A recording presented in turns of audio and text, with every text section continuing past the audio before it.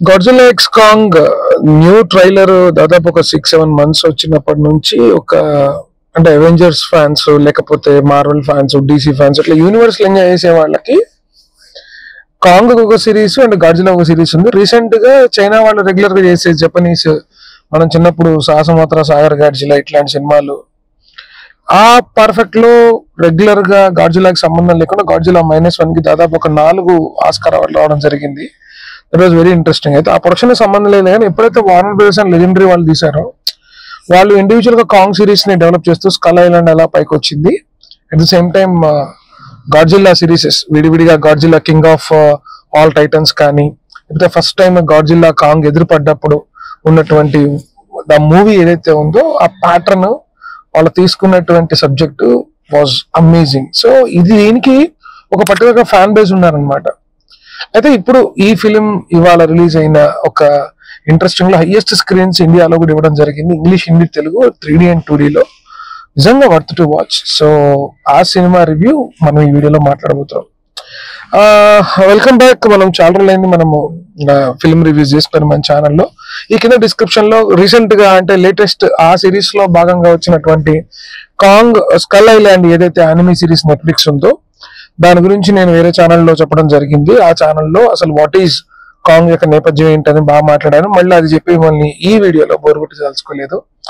So Godzilla విషయానికి వస్తే Titans ఎక్కడ ఎవరు భూమి మీద లేచినా గాడ్జిల్లా రావటం, అంతకుముందు వచ్చినటువంటి ఆ 3 తలకాయల డ్రాగన్స్ కానీ లేకపోతే ఆ టైటన్స్ ఏవైతే ఆ సాలిపురుగులు లాంటి టైటన్స్ ఏవైతే ఉన్నాయో అలాంటివి యాక్టివ్ అవుతూ ఉంటే గాడ్జిల్లా స్టార్ట్ అవుతుంది. ప్యారలల్ గా గాడ్జిల్లా వేరే టైటన్స్ యాక్టివ్ గా స్టార్ట్ అవుతున్నాయని చెప్పి గాడ్జిల్లా వెళ్ళి రేడియేషన్ ని తీసుకొని ఎనర్జీని పవర్ పొందుతూ ఉంటుంది అనమాట. ఒక పక్క లాస్ట్ చూపించినటువంటి ఎండింగ్ లో ఎవరైతే ఈవీ ట్రైబ్ కి చెందిన చిన్న పాపకి ఒక సైన్ లాంగ్వేజ్ ఉంటుంది.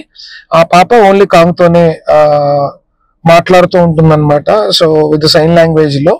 సో ఆ పాప జనరల్ గా మామూలు మనుషులతో ఒక తెగ నుంచి బయటకు వచ్చి పెరగటం.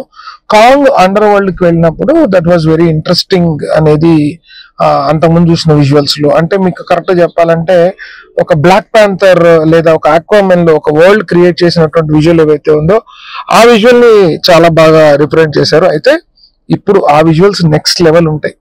సో పార్ట్ 2 లో కాంగ్ వర్సెస్ గాడ్జిల్లా ఏం చేశారు అనేటువంటిది బ్యూటిఫుల్ థింగ్. అయితే ఇక్కడ జనాలకి గూస్ బంప్స్ మూమెంట్స్ చాలా ఉంటాయి అన్నమాట. అంటే అన్ఎక్స్పెక్టెడ్ గా ఒక ఐరన్ మ్యాన్ కి ఒక థార్ సపోర్ట్ చేసినప్పుడు లేకపోతే ఒక వావ్ ఫ్యాక్టర్ ఏదైతే ఉంటుందో అట్లా మోత్రా వచ్చినటువంటి ఒక ఇది కానీ అండ్ ఆ కివీ లాంగ్వేజ్ లో ఈ పాప మళ్ళీ గ్రౌండ్ కి వెళ్ళి ఈ సిగ్నల్స్ ఏవైతే వస్తున్నాయో ప్రపంచానికి రాబోతున్నటువంటి ముప్పు ఏంటి, ఆ ముప్పుని గాడ్జిల్లా అండ్ కాంగ్ కలిసి చేస్తున్నాయా, ఇద్దరు టైటాన్స్ ఎదురు పడితే వినవనటువంటి గాడ్జిల్లా ఎలా మాట విని కాంగ్ పక్కన నడవాల్సి వచ్చింది, కాంగ్ గాడ్జిల్లా కలిసి ఎవరిని ఓడించారు అనేటువంటిది పక్కన పెడితే I mean there is a main story.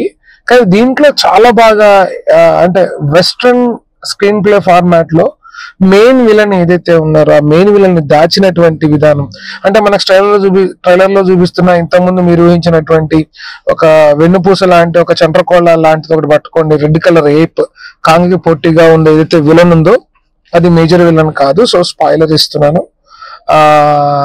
కానీ దాంతో ఉన్న ఒక ఎపిసోడ్ దాన్ని అది హ్యాండిల్ చేస్తున్నటువంటి ఇంకొక ఈ మెయిన్ టైటాన్ ఏంటి, వాటిని ఎలా చేశారు, దీనికి మోత్రా ఎలా సపోర్ట్ చేసింది అనేది బ్యూటిఫుల్.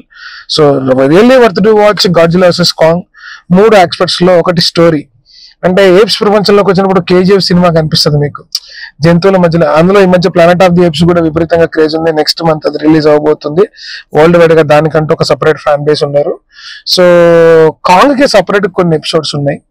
గాడ్జిల్లా యాక్చువల్ గా ఫిల్లరే కానీ గాడ్జిల్లా కాంగ్ ప్రపంచంలోకి వచ్చినప్పుడు అంటే గాడ్జిల్లా కిందకి వచ్చినప్పుడు ఈ రెండు చేసే నిజంగా సాహసాలు పిల్లలు అయితే ఇట్లా అరిచి గోల చేసి పిల్లలు కూడా విజిలేసి ఇట్లా అరుస్తున్నారు. అంటే యాక్షన్ సీన్స్ ఎంత బాగున్నాయంటే 3D లో అసలు you will fall in love. So regular గా ఉండే DJ ఢిల్లీ సినిమాలు మీరు ఆల్రెడీ రివ్యూలు చూసుంటారు. దీని సినిమా వరకు తెలుగులో చెప్పుండరు కాబట్టి నేను ఇది చెప్తున్నాను. సాటర్డే సండే మళ్ళీ ఒక మంచి సినిమా చూసి మీ ముందుకి ఇంకొక మంచి వీడియోతో వస్తాను. So definitely worth to watch అని చెప్పొచ్చు. విజువల్ ఎఫెక్ట్స్, స్టోరీ, అసలు వావ్ ఫ్యాక్టర్ అయితే నెక్స్ట్ లెవెల్లో ఉన్నాయి. అంటే in terms of action, fighting అన్నిటికీ మించి హ్యూమన్ ఎమోషన్స్, హ్యూమన్ కి సంబంధించిన కొన్ని మధ్యలో కొంత అంటే ట్రైబల్ గా ఉన్న వాళ్ళు ఇంత స్వచ్ఛంగా ఉన్నారో కదా, ఇట్లాంటి వాళ్ళని కూడా మనం వీడియో తీసి వీళ్ళని ఈ సోషల్ మీడియా మాధ్యమాల్లో ఫేస్బుక్ లో పెట్టి పంట చేయడం అవసరమా అనే ఒక చిన్న చిన్న డైలాగ్స్, ఆ మైన్యూట్ థింగ్స్ కూడా చాలా బాగా హ్యాండిల్ చేశారు. టైం తీసుకొని మేడ్ చేసినటువంటి well screen play, worth to watch. మీరు పెట్టిన డబ్బులు పోవు అంటే వేస్ట్, అబ్బా అదే ఇంగ్లీష్ రొట్ట ఫైటింగ్ రా, అదే గాడ్జిల్లా స్టన్స్ రా, అదే కాంగ్ స్టన్స్ రా అన్నది కాకుండా more than that X.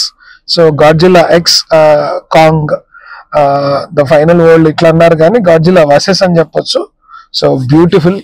So worth to watch. So thank you so much watching us. This is BBR. Thank you so much. Bye.